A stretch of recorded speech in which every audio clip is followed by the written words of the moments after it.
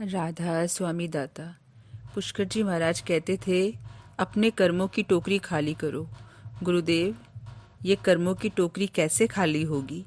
मुझे कर्मों के बारे में जानना है। ये कैसे बन जाते हैं? आत्मा आती तो कर्म काटने हैं, फिर नए कर्म कैसे बन जाते हैं? व्याप्तम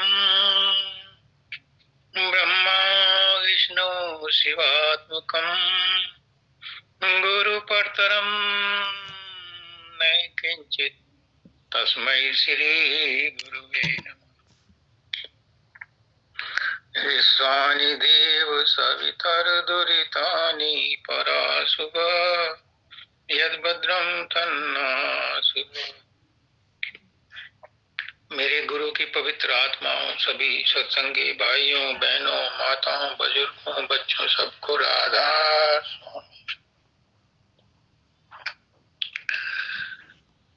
आज का विषय जो सत्संग का है बहुत महत्वपूर्ण है और सभी के लिए महत्वपूर्ण है। सब इन कर्मों से बंधे हैं और हमारे आचार्य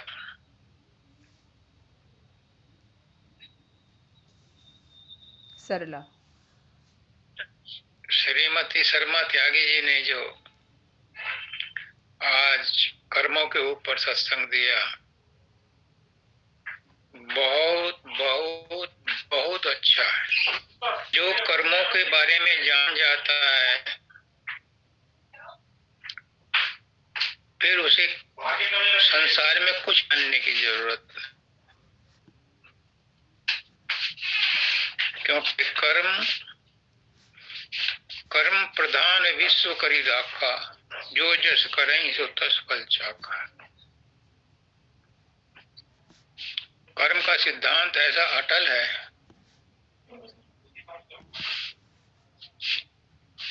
कि इसमें ब्रह्म के अवतार भी आकर के फंस जाते हैं। उन्हें भी कर्मों के अनुसार भोग भोगने पड़ते हैं। तो और किसी की तो बिसात ही क्या है, जब ब्रह्म के अवतार ही नहीं बच पाते, साधारण मनुष्य क्या करे? उसका उपाय है ब्रह्म के अवतार जब आते हैं तो उनको भी गुरु धारण करना पड़ता है, और जब वे गुरु के बताए हुए मार्ग पर चलते हैं तो वो भी कर्मों के प्रभाव से बच जाते हैं।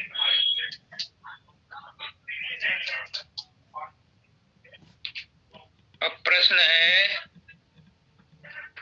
कि ये कर्मों की टोकरी खाली कैसे हो? संत महात्मा कहते हैं, गुरु कहते हैं, 100 करोड़ वर्ष तक भी कर्मों की टोकरी खाली करने के लिए जितने कर्म करोगे कर्म खाली नहीं होंगे, टोकरी खाली नहीं होगी। 10 कर्म करने के लिए आते हैं तो 50 और ऐड हो जाते हैं। टोकरी खाली होने के बजाय भारी होती चली जाती। गुरु कर्मों की टोकरी खाली करवाता रहता है तो हम अपने गुस्से से, काम से, क्रोध से, लोभ से, मोह से, ईर्ष्या से, अहंकार से, द्वेष से उसे भारी करते जाते हैं, बढ़ाते जाते हैं, फिर ये खाली नहीं हो पाती। गुरु भी कोशिश करके थक जाता है। अब ये कर्म है क्या, टोकरी है क्या, ये समझ लो और ध्यान से सुनना, हो सके तो रिकॉर्ड कर लो, नहीं तो मोटे मोटे पॉइंट लिख लो।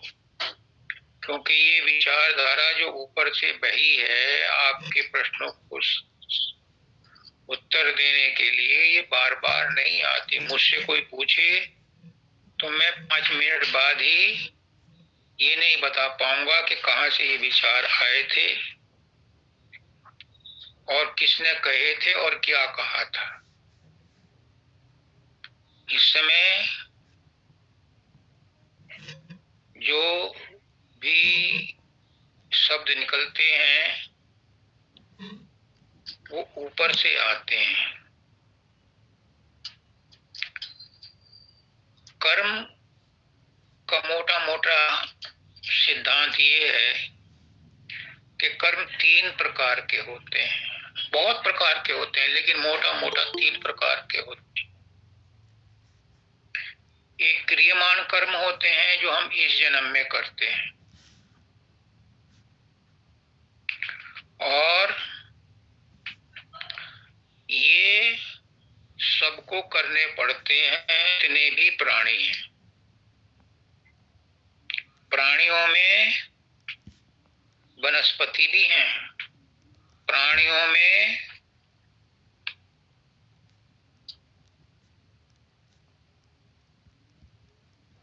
पशु पक्षी भी हैं, सभी प्राणी हैं।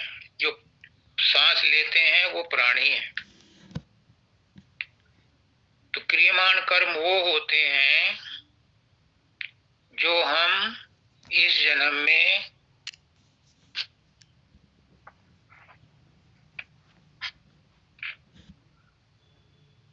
चाह करके या परवश करते रहते हैं, वो क्रियमाण कर्म होते हैं। इन कर्मों में पलक झपकना, सांस लेना, खाना खाना सब कुछ शामिल है। इन कर्मों में कुछ कर्म ऐसे होते हैं जो स्वाभाविक हैं, जिनका हमारी इंटेंशन से कोई नहीं है, ये होते रहते हैं, होते रहते हैं, होते रहते हैं। इनमें से कुछ कर्म हम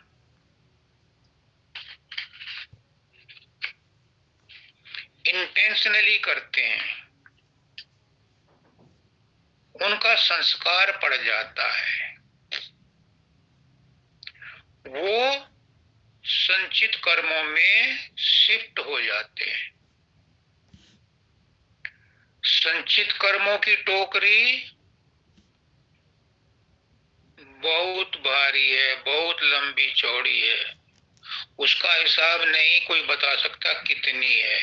हाँ, जो संचित कर्म पक जाते हैं, मैच्योर हो जाते हैं, वो भुगतने के लिए नया शरीर मिलता है। उन कर्मों को भोगने के लिए वो प्रारब्ध कहलाते हैं। प्रारब्ध कर्म संचित कर्मों का एक छोटा सा भाग है। संचित कर्म बहुत बड़े हैं। अब 3 बातें हो गई, क्रियमाण कर्म, संचित कर्म और प्रारब्ध कर्म। जब गुरु मिल जाता है तो क्रियमाण कर्म भजन सुमरन करने से खाते में लिखे नहीं जाते, सेवा करने से खाते में लिखे नहीं जाते, यानी उनका संस्कार मन पर पड़ता ही नहीं। और जो बहुत बड़ा गैमट है संचित कर्मों का, वो ध्यान करने से, त्रिकुटी में पहुंचने से या गुरु की दया से, तीनों बात एक ही है, जल जाते हैं, दग्ध हो जाते हैं, नष्ट हो जाते हैं। अब रही प्रारब्ध कर्मों की बात। प्रारब्ध कर्म नष्ट नहीं हो सकते, ना कोई कर सकता, क्योंकि प्रारब्ध कर्मों को भोगने के लिए ही शरीर मिलता है। गुरु भी प्रारब्ध कर्मों को नहीं छेड़ता। अगर प्रारब्ध कर्मों को छेड़ेगा तो शरीर भी अंग भंग हो जाएगा। लेकिन गुरु क्या करता है, अपने ज्ञान से, अपनी शिक्षा से, अपनी दया से, अपनी मेहर से उन कर्मों का प्रभाव हल्का कर देता है। यानी अभ्यासी या साधक जब गुरु के पास रहता है, बार बार उनकी बात सुनता है, उनके सत्संग में आता है, तो उसके प्रभाव से उसका मन बदल जाता है, उसका स्वभाव बदल जाता है, और वो उस कष्ट को झेलते हुए जो प्रारब्ध में लिखा हुआ है उतनी गंभीरता से नहीं लेता। इसीलिए परम दयाल जी कहते थे कि गुरु तुम्हारी सोच बदल देता है। तो वो प्रारब्ध कर्म मन भर का चटाक भर या रत्ती भर होकर के भुगताया जाता है, लेकिन भुगताया जरूर जाता है। कर्मों की टोकरी जो भारी होती है वो क्रियमाण कर्मों से होती है। आज सुबह भी एक मैसेज डाला था कि ये कर्म होते तो हैं प्रारब्ध के प्रभाव में, लेकिन करने पड़ते हैं नए कर्म समझकर। तो इनको नए कर्म समझ करके ऐसे करो, इतनी सुंदरता से करो कि आपको ये लगे अंत समय में कि हमने जीवन में अच्छा किया, यानी हमारी स्क्रिप्ट अच्छी लिखी गई। ये आपके हाथ में है। पुष्करनाथ जी कहते हैं जो मुसीबतें आती हैं, जो कष्ट आते हैं, जो परिस्थितियां आती हैं, उनको हम नहीं बदल सकते, क्योंकि वो प्रारब्धवश ऐसा ही होना है, ऐसे ही आती हैं। लेकिन हम एक काम कर सकते हैं, एक स्वतंत्रता हमारे पास है कि हम उन कष्टों में, उन दुखों में, उन परिस्थितियों में खुश रहें। एक बार पुष्करनाथ जी ने एक फिल्मी गाना वंदिता के पास भेजा और उसको कहा कि अपने गुरु के पास जा और इसका सत्संग लेकर के मुझे भी भेज। और वो गाना था, हर गम को धुएं उड़ाता चला गया।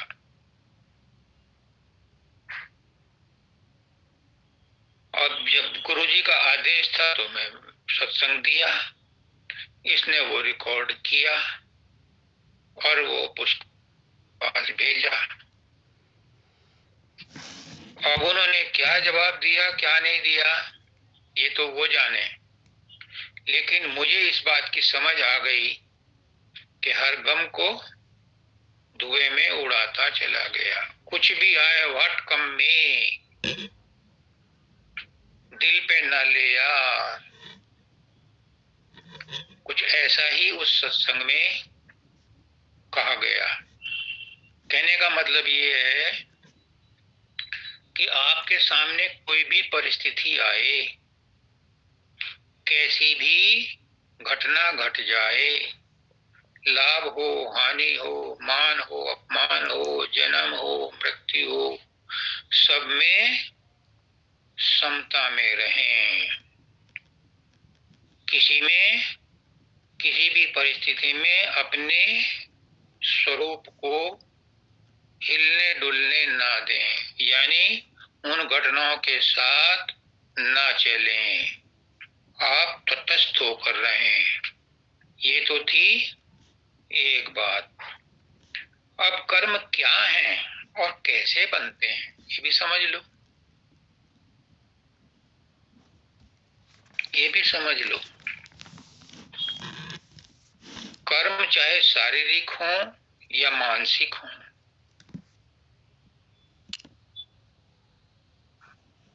आत्मा कर्म नहीं करती, इसलिए कारण शरीर के द्वारा कर्म नहीं होते।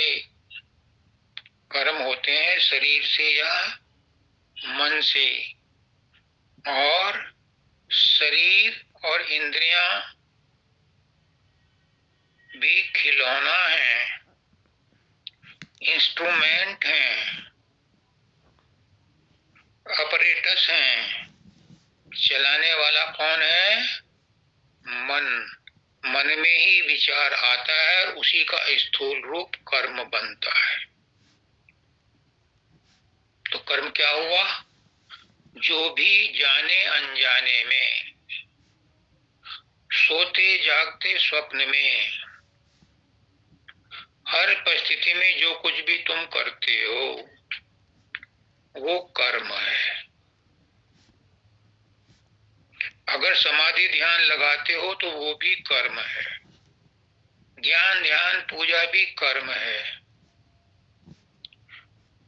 अब कोई कहे कि मैं कुछ नहीं करता, वो भी कर्म है। कुछ ना करना भी कर्म है, क्योंकि क्रिया सबके साथ लगी हुई है। ये बात समझ में आ गई तो आगे चले। करने वाला कौन है? करने वाला कौन है? सब कुछ तो कर्म है। बिना कर्म किए तो शरीर रह नहीं सकता। जब तक शरीर में हो तब तक मन भी साथ है, और मन में सोच विचार होंगे, कर्म होगा। तो कर्ता कौन है? फिर ये समझो, कौन करता है कर्म? क्या शरीर करता है? शरीर तो जड़ है, शरीर तो इंस्ट्रूमेंट है, ऑपरेटर्स है, मोबाइल है। मोबाइल क्या अपने आप बोलता है? इसे ऑन करना पड़ता है, इसमें सिम डलवाना पड़ता है, इसमें नेट डलवाना पड़ता है, इसको बैटरी से चार्ज करना पड़ता है, फिर ये नंबर लगाना पड़ता है, तब बात होती है। यूट्यूब लगाओगे तो यूट्यूब से बात कर लो। तो शरीर अपने आप में कर्म नहीं करता। कौन करता है? मन करता है टू सम एक्सटेंट। शास्त्र कहते हैं, गुरु कहता है, पुष्करनाथ जी कहते हैं, मानव दयाल जी कहते हैं, शब्दानंद जी कहते हैं, हजूर महाराज कहते हैं, स्वामी सिंह जी कहते हैं, बाबा चरण सिंह जी कहते हैं, सभी संत महात्मा कहते हैं। क्या?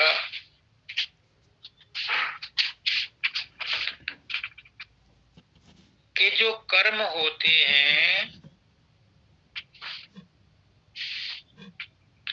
इनके करने वाला मनुष्य नहीं है। ये परवश, यानी बाय फोर्स, बाय डिफॉल्ट उससे करवाए जाते हैं। कौन करवाता है? गीता जवाब देती है कि कर्म ही कर्मों में बरत रहे हैं, ही गुणों में बरत रहे हैं। ये गीता कहती है, रामायण भी कहती है।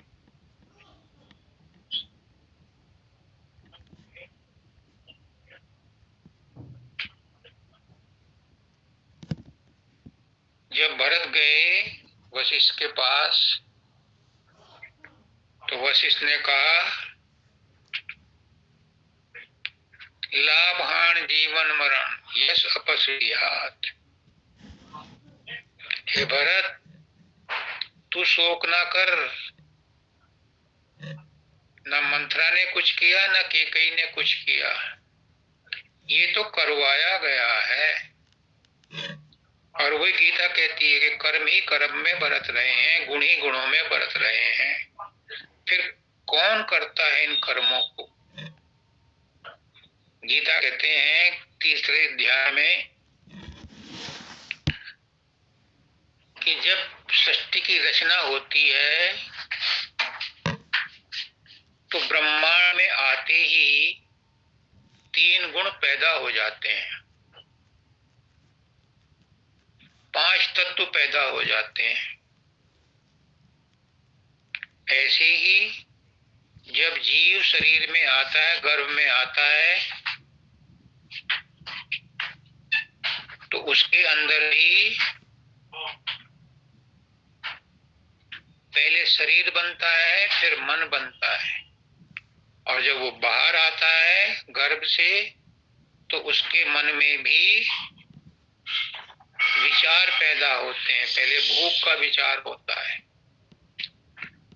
तो पहले 3 गुण पैदा होते हैं, 5 तत्व पैदा होते हैं, 5 भूत पैदा होते हैं, फिर 5 ज्ञानेंद्रियां, फिर 5 कर्मेंद्रियां,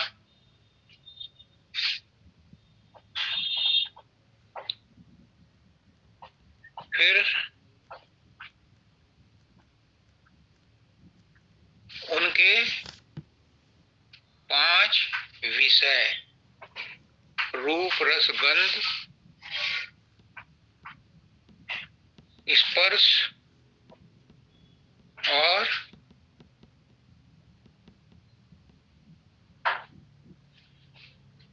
चलो जो भी है, ये पैदा हो जाते हैं। जब ये उसमें मिलते हैं,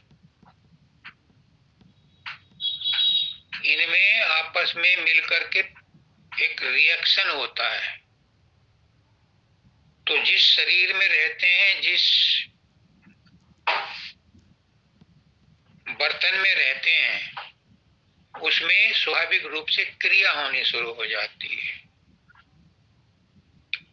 तो उस क्रिया के प्रभाव में ये कर्म स्वाभाविक रूप से, प्राकृतिक रूप से होते रहते हैं, अनिवार्य रूप से होते हैं। जिसके अंदर भी प्राण है, जीव है, आत्मा है, उस बर्तन में ये कर्म स्वाभाविक रूप से होंगे, होते रहते हैं।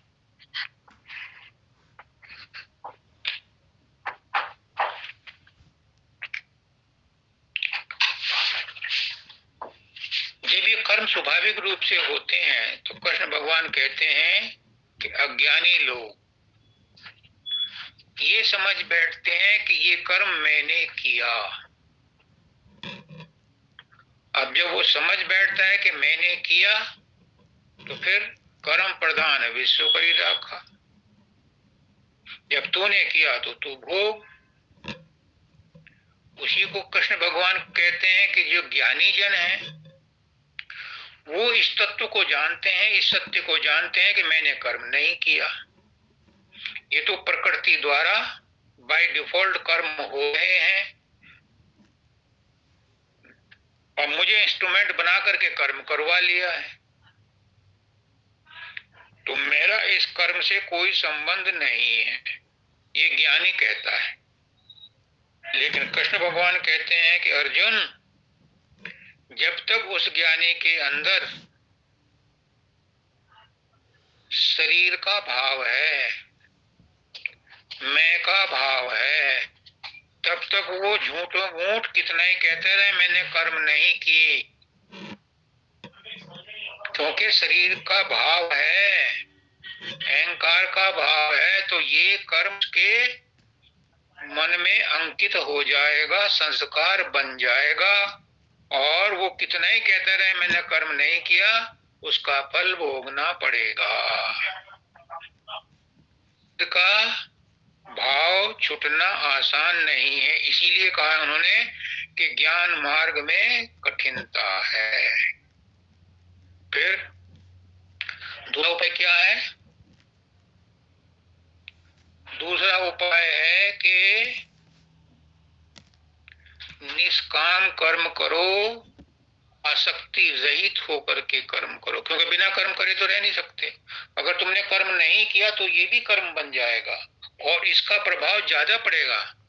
पुष्कना जी कहते थे कि जो अपने दायित्वों से, अपने कर्मों से बच जाता है, बचने की कोशिश करता है, तंत्र विद्या या इस विद्या से या आलस्य दिखा करके कर्म नहीं करना चाहता कि मैं कर्म ही नहीं करूंगा तो फंसूंगा नहीं, वो ज्यादा फंसता है, ज्यादा उसके ऊपर प्रभाव पड़ता है। क्योंकि शरीर का स्वाभाविक कर्म है, प्रकृति का स्वभाव है कर्म करना। पांचों तत्व आकाश, वायु, अग्नि, जल, पृथ्वी बिना कर्म किए एक मिनट भी, एक सेकंड भी नहीं रहते। ये निष्काम कर्म करते हैं। तो इनके प्रभाव से जो शरीर बना है वो कैसे खाली पड़ा रहेगा? ये कर्म तो करना पड़ेगा। कुछ भी नहीं करोगे तो सांस तो चल रही है, नाभि में हरकत हो रही है, शरीर में हरकत हो रही है। कुछ भी ना हो, लकड़ी में भी हरकत हो रही है, पत्थर में भी हरकत हो रही है, क्योंकि ये पांच तत्वों से बने हैं। इसलिए कर्म तो करना पड़ेगा।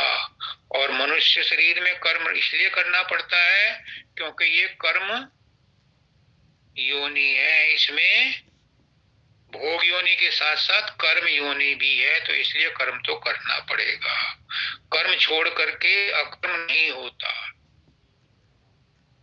तो कोई कहते हैं कि ये हमने कर्म नहीं किया, परमात्मा ने करवाया। अब सुन लो, अपनी गलतफहमी दूर कर लो। परमात्मा किसी से कोई कर्म नहीं करवाता। परमात्मा को इतनी फुर्सत नहीं है कि तुम्हारे कर्मों का लेखा जोखा रखे।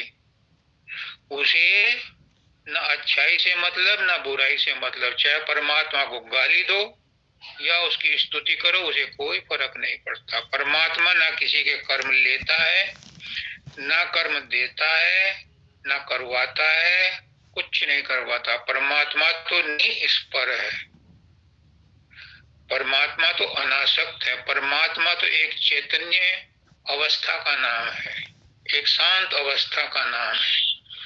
उसका कर्मों से कोई लेन देन नहीं। हाँ, उसकी आज्ञा से, उसकी मौज से जो इस सृष्टि का प्रबंध है, एडमिनिस्ट्रेशन है, उसका कर्ता काल पुरुष है।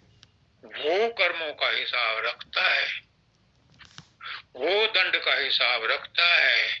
उसने कर्म का सिद्धांत बनाया है, जो जैसा करेगा वैसा फल पाएगा। वो बड़ा कठोर है, वो किसी को माफी नहीं देता। फिर क्या करें इससे बचने के लिए? गुरु कहता है निष्काम कर्म करो, आसक्त होकर के कर्म करो। तो उससे क्या होगा? उसका नाजी बड़े स्पष्ट शब्दों में कहते हैं कि जो गुरु को अपने कर्म अर्पण करता रहता है, समर्पण करता रहता है, मैं रिपीट करता हूं, अपने कर्मों को करने के बाद, करने से पहले, कर्म करते हुए बीच में, या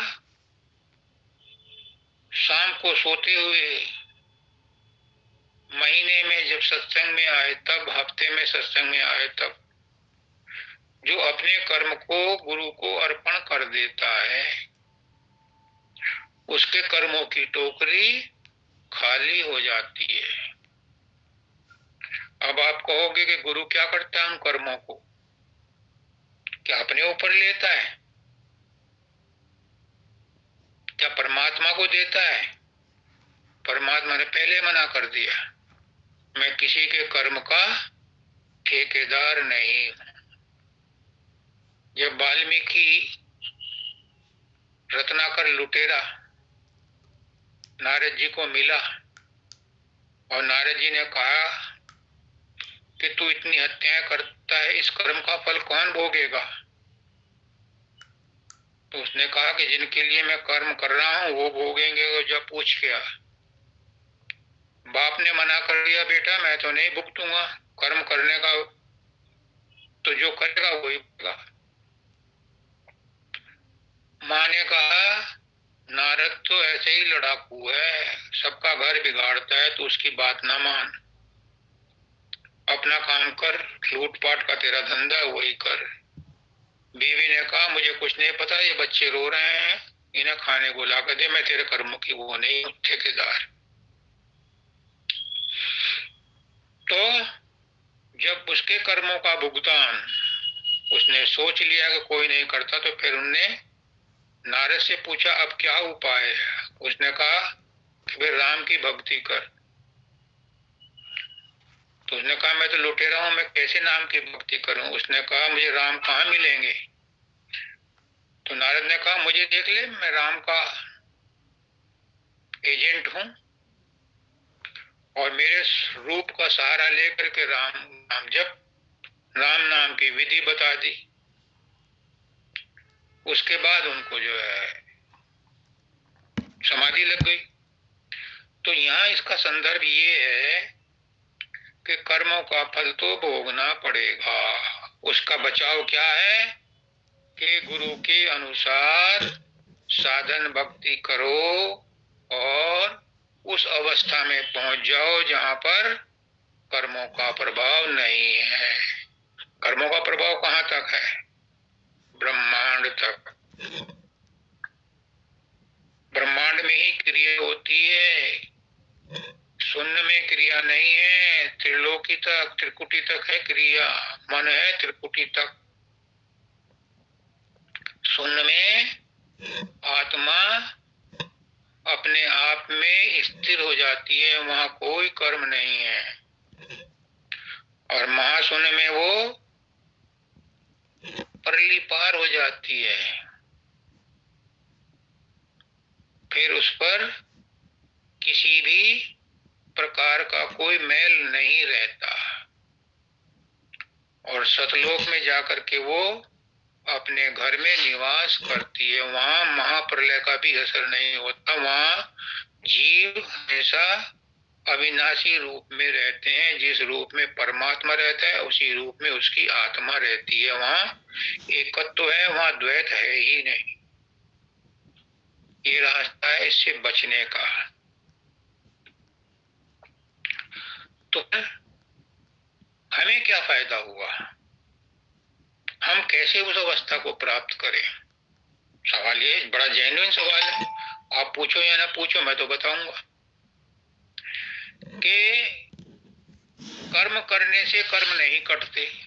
निष्काम कर्म करने से, अनासक्त भाव से, संत कहते हैं कि कर्मों का प्रभाव नहीं पड़ता, उनका फल नहीं भोगना पड़ता।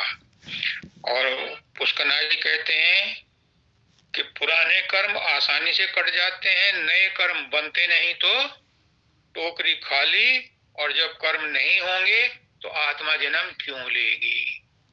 अगर कोई वासना नहीं है, कोई कर्म नहीं है, तो आत्मा जन्म नहीं लेगी। आत्मा लेती ही जन्म इसलिए है कि कुछ इच्छाएं बाकी रह जाती हैं, उनको भोगने के लिए उसे जन्म लेना पड़ता है। अब मैं पॉइंट पर आता हूं, रूट कॉज कर्मों का क्या है। मैं हर सत्संग में कहता हूं कि किसी भी बीमारी को दूर करने से पहले पैथोलॉजिकल टेस्ट करा लो, अल्ट्रासाउंड और सीटी स्कैन करा लो कि रूट कॉज क्या है, इन कर्मों का रूट कॉज क्या है। मन। यूं तो मैंने बताया कि 5 महाभूत, 3 गुण, 5 कर्मेंद्रियां, 5 ज्ञानेंद्रियां, प्रारब्ध, ये सब मिलकर के जिस बर्तन में रहते हैं वहां कर्म करवाते रहते हैं। लेकिन करवाने का सोर्स क्या है? मन। तो मन ही सब कर्मों का रूट कॉज है। जब मन से हम उन कर्मों को गुरु को महात्मा समझ करके अर्पण कर देते हैं या परमात्मा को अर्पण कर देते, परमात्मा तो किसी को मिलेगा नहीं। परमात्मा के चरण कहाँ जाओगे ढूंढने? सबके अंदर परमात्मा है, तो सबको आप अपने कर्म देने लगो, कोई भी नहीं लेगा। आप मेरे कर्म ले लो, कोई नहीं लेगा। पुष्करनाथ जी कहते हैं ना हम किसी के कर्म ले सकते हैं और ना किसी को अच्छे कर्म दे सकते हैं, लेकिन गुरु फिर भी बड़ा दयालु है, उसे जो कर्म दोगे वो ले लेता है। देखो इसके पीछे एक साइकोलॉजिकल इफेक्ट है, बहुत इंपॉर्टेंट पॉइंट है, नोट कर लो। गुरु भी उन कर्मों को अपने ऊपर नहीं लेता। ये गलत विचार है कि गुरु ने बीमारी ले ली। ले लेते हैं, शब्दानंद जी ने ली है, पुष्करनाथ जी ने भी ली है, मानव दयाल जी को भी देखा है मैंने बीमार होते हुए दूसरों की बीमारियां लेकर के, और मैंने परम दयाल जी के बारे में भी सुना है कि उन्होंने भी बीमारियां ली हैं। लेकिन fact of the fact is कोई किसी की बीमारी नहीं लेता, देने वाला दे देता है। देने वाला दे देता है, लेने वाला ले लेता है। कैसे? तुम किसी मरीज के पास जाओ, अगर उसे इन्फेक्शियस डिजीज है तो जो उसके पास जाएगा वो उसकी बीमारी ले आएगा, जाने में अनजाने में। चाहे भले ही उस मरीज की इच्छा नहीं है अपनी बीमारी किसी को ट्रांसफर करने की, लेकिन जो जाएगा वो ले आएगा। ऐसे ही जब हम अपने कर्म अच्छे या बुरे गुरु को श्रद्धा भाव से, प्रेम से, विश्वास के साथ दे देते हैं तो क्या होता है? हमारा मन साफ हो जाता है। ये पॉइंट है जो मैं इतनी देर से ढूंढ करके आपको पिन पॉइंट करना चाहता हूं। हमारा मन साफ हो जाता है, हमारे मन में विश्वास हो जाता है कि ये कर्म करने के बाद हमने सौंप दिया अपने इष्ट को, अब हम अब इस कर्म का वजन हमारे ऊपर नहीं रहा। The moment you think like this, the effect becomes nil. उसी समय उस कर्म का प्रभाव शून्य हो जाता है, वो लेखे में लिखा नहीं जाता, मन पर उसका संस्कार पड़ता ही नहीं।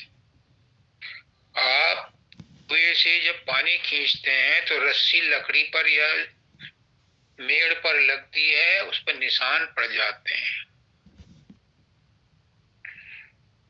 मैंने देखा था कि मेड़ पर कुछ वो लगा लेते हैं सीढ़ी सी, उसमें एक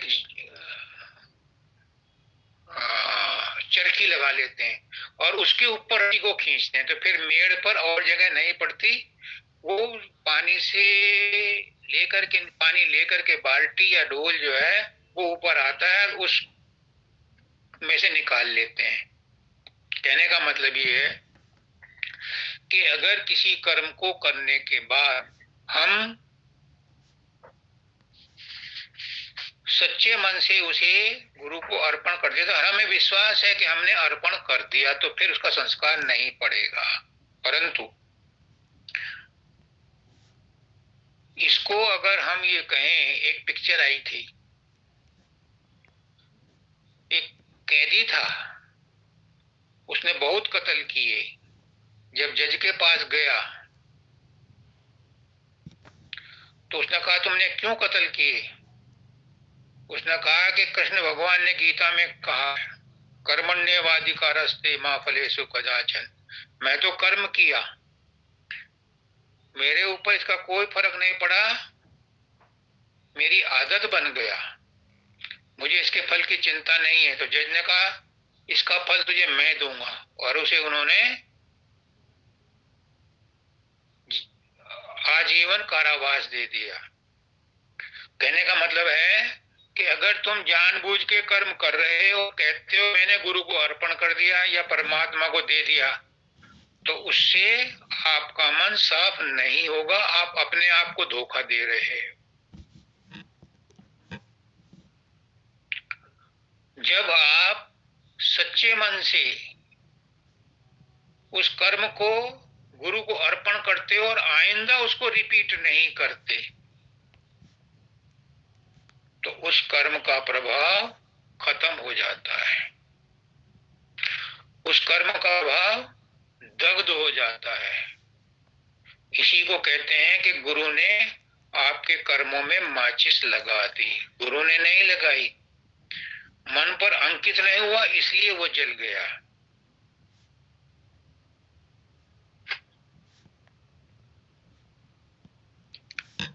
क्या है इसका मतलब? कि जो भी कर्म करो परमात्मा की प्रसन्नता के लिए करो, परमात्मा की आवश्यकता के लिए करो, परमात्मा के निमित्त करो। जैसा भी बन जाए, रोटी बनाओ तो, टट्टी पेशाब जाओ तो, नहाओ धो तो, बच्चों की सेवा करो तो, पति की सेवा करो तो, घर में झाड़ू बुहारू लगाओ तो, ये समझ के करो। हर काम छोटे से छोटा, बड़े से बड़ा।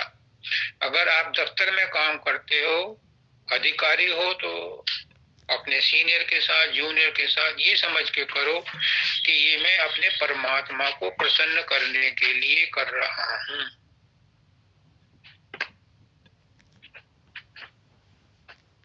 तो उसका प्रभाव, उसका संस्कार आपके मन पर नहीं पड़ेगा।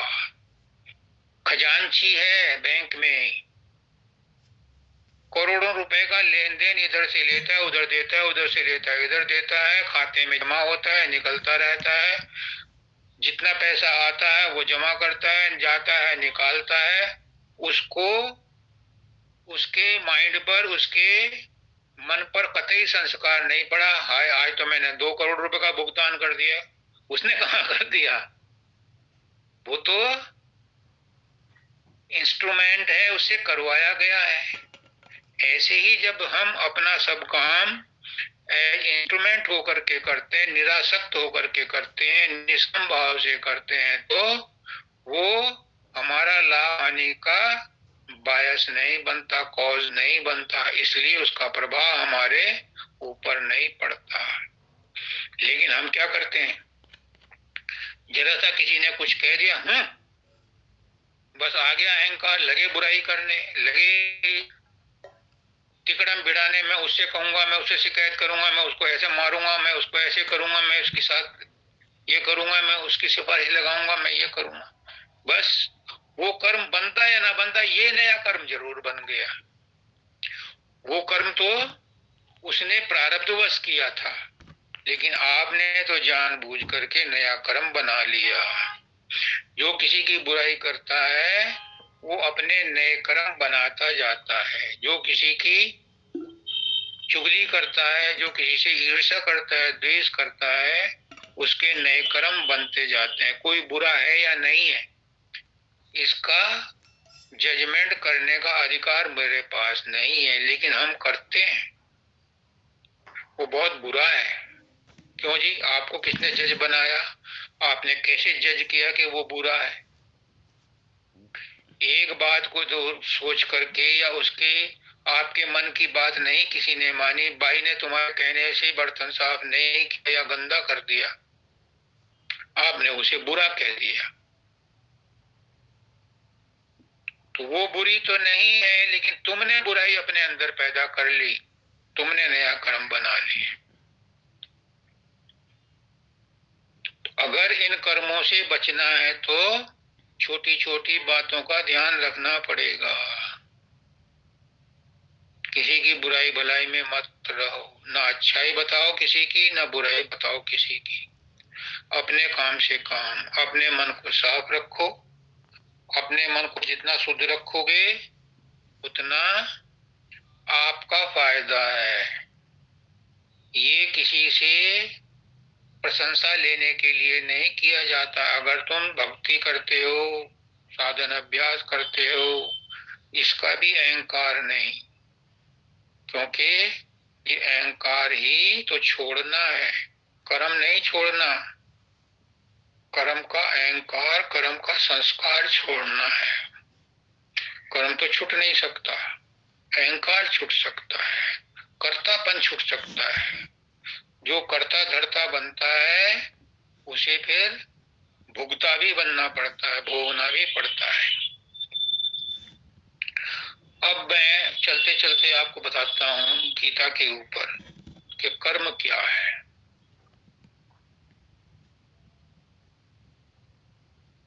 सुन लो, नोट कर लो, रिकॉर्ड कर लो। गीता कहती है कि सारे कर्मों को एक एंगल से देखो। क्या? कर्म का मतलब है सेवा, कर्म का मतलब है पूजा, कर्म का मतलब है आराधना, कर्म का मतलब है भक्ति। तो सेवा किसकी की जाती है, भक्ति किसकी की जाती है, पूजा किसकी की जाती है, आराधना किसकी की जाती है और कैसे की जाती है? बस ऐसे ही अपने कर्मों को करना शुरू कर दो। सबके लिए नहीं है, जो कर्मों से बचने की कोशिश करते हैं उनके लिए है। क्योंकि कर्मों से मुक्ति ही जीवन मुक्ति है, और कोई मुक्ति पुक्ति नहीं है। भ्रम में मत रहना, कर्मों से मुक्ति ही जीवन मुक्ति है। और कर्म करवाता कौन है? मन। तो मन को की मुक्ति ही जीवन मुक्ति है। अगर मन में कोई भी संस्कार रह गया तो जीवन तो अगला लेना ही पड़ेगा। तो कर्म समझ लो क्या है कि कर्म ऐसे हो अपने इष्ट को प्रसन्न करने के लिए। क्या मेरे गाली देने से मेरा इष्ट प्रसन्न होगा? मैंने एक बार कहा था कि अगर आप किसी अधिकारी के घर गए उससे मिलने के लिए, कोई काम करवाने के लिए, और बाहर में उसका कुत्ता मिला और आपने उसको डंडा मार दिया और वो चाय चाय करता अंदर चला गया और अधिकारी ने तुम्हें देख लिया, तो क्या तुम्हारा काम करेगा? कभी नहीं करेगा, उल्टा और आपको डांट लगाएगा। तो जिस किसी के साथ हम दुर्व्यवहार करते हैं वो भी तो हमारे अधिकारी का बेटा है, हमारे परमात्मा का बेटा है। अगर हमने उसके दुर्व्यवहार किया तो क्या हमारा गुरु प्रसन्न होगा? क्या हमारी सेवा स्वीकार होगी? क्या हमारी भक्ति स्वीकार होगी? नहीं हो सकती। ये उन लोगों के लिए है जो तड़फ रहे हैं, बार बार पूछते हैं कि कर्मों की टोकरी कैसे खाली की जाए। एक लेडी हमारे गुरुजी के पास आई थी दुर्गापुर में। उसने कहा, महाराज जी 40 साल हो गए नाम लिए हुए, नाम भी जपती हूँ,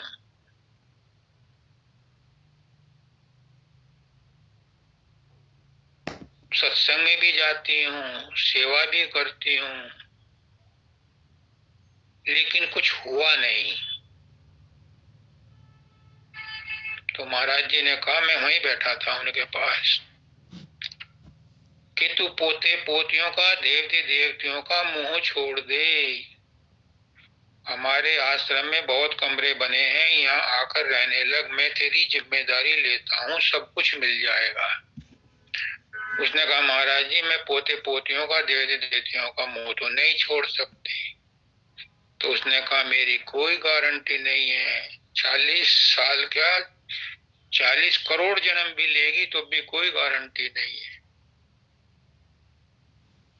जब तक आसक्ति है मन में, गुरु का कहना नहीं मानना, तब तक कुछ भी कर लो, कितना ही दान पुण्य कर लो, कितना ही समाधि ध्यान लगा लो, कुछ नहीं होने वाला।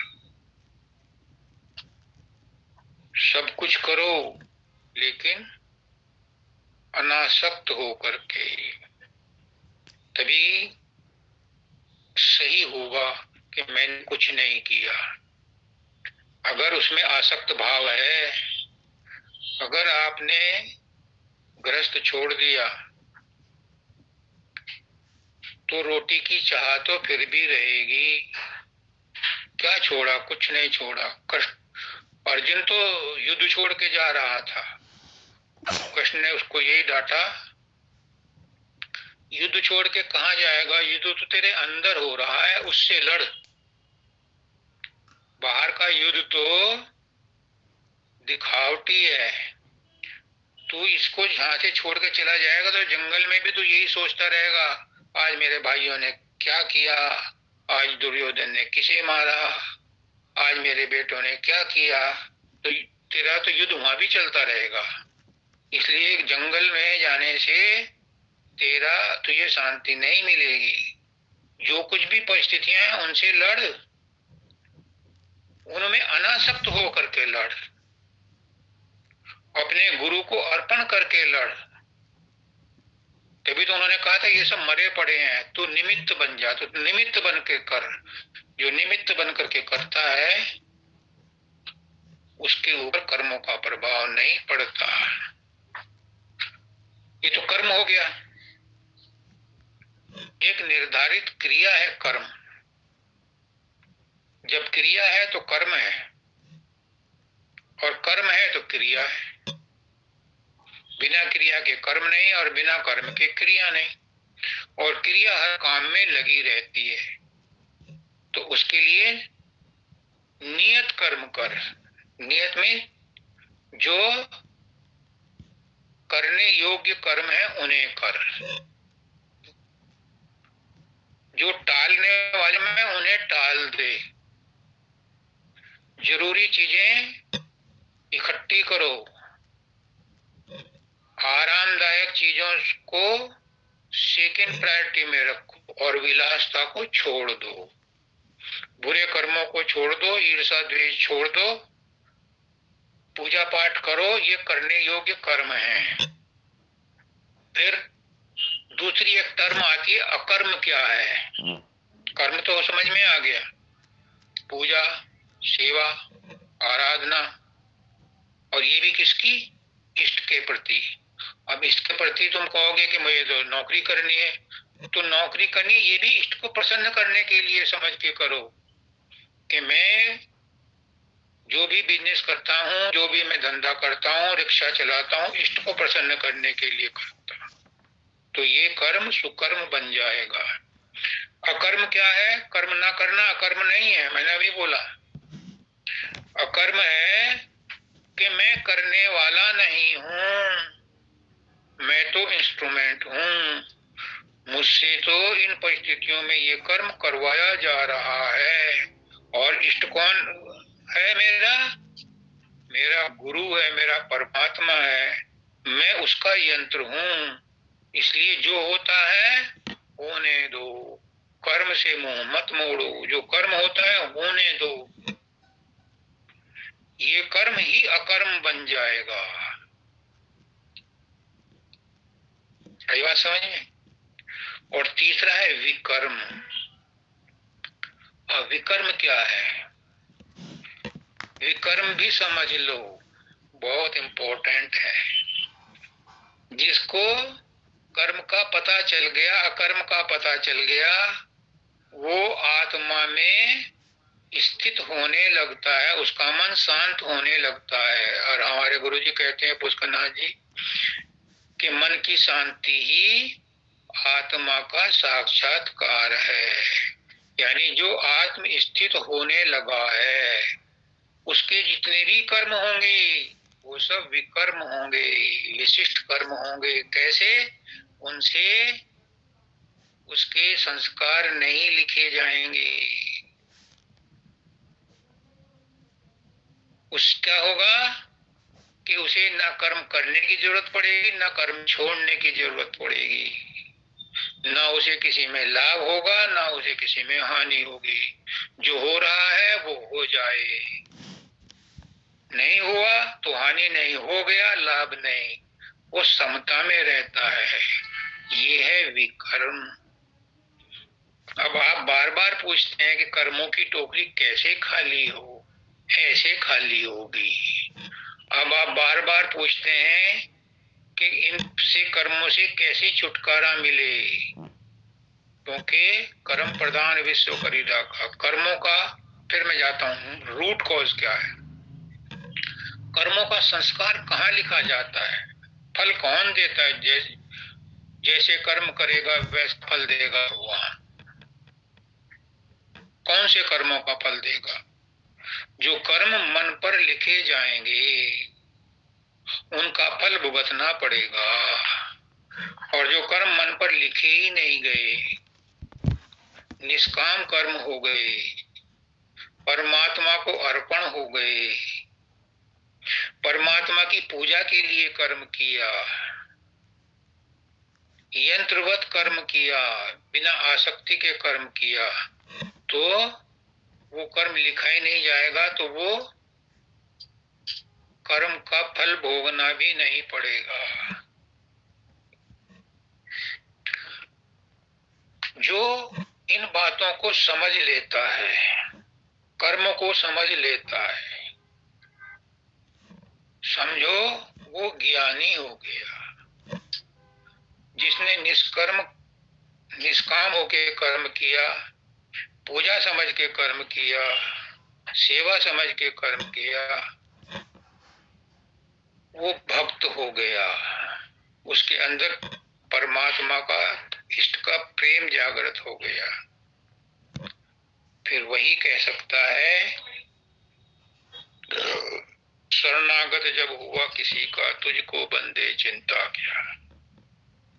वो शरणागत हो जाता है, फिर को चिंता नहीं रहती। अगर फिर भी चिंता है, फिर भी ईर्षा द्वेष है, फिर भी उसको किसी के प्रति शिकायत है, तो वो समर्पण नहीं हुआ।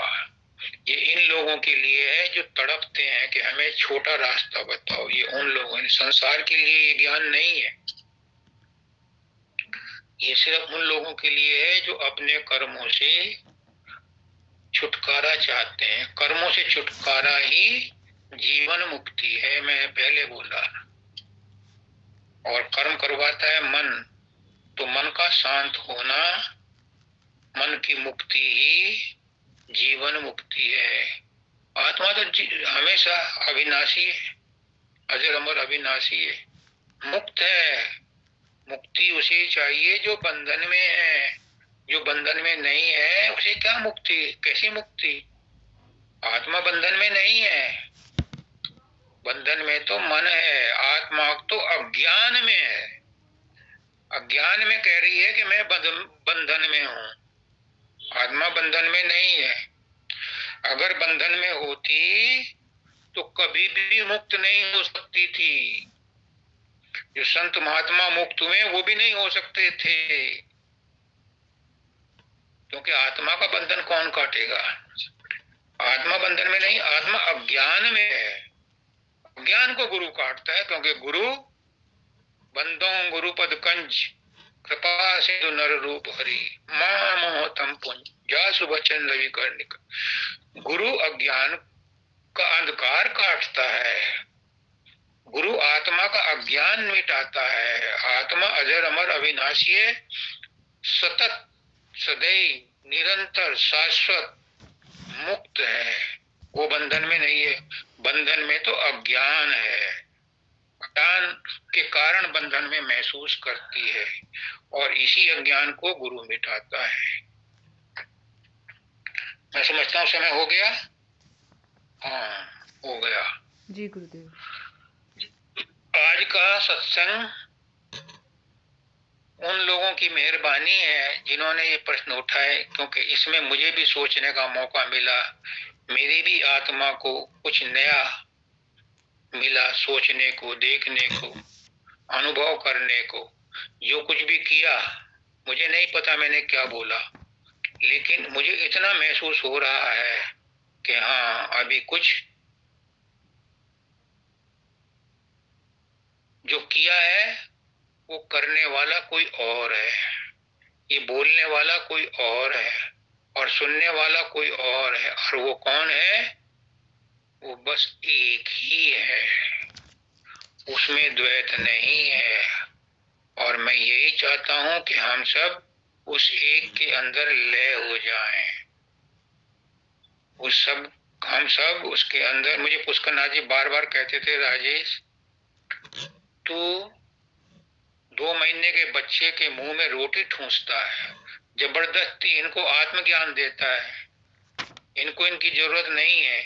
लेकिन मैं फिर वो गलती रिपीट करता हूँ, बार बार करता हूँ। क्यों? कि ये गलती भी मुझसे वही करवा रहे हैं। एक तरफ कहते हैं कि आत्मज्ञान सबको देने के लिए नहीं है, लेकिन वही दिलवा रहे हैं। क्यों? पता नहीं किस भेष में मिल जाए भगवान रे। तो मुझे नहीं लगता कि आप में से कोई ऐसा है जो अनाधिकारी है। आप सब अधिकारी हो। इसीलिए आपके लिए ये सत्संग कहां कहां से आता है मुझे नहीं पता। मैं खुद हैरान हूं। मैं खुद हैरान हूं। कैसे बताऊं मैं कौन हूं?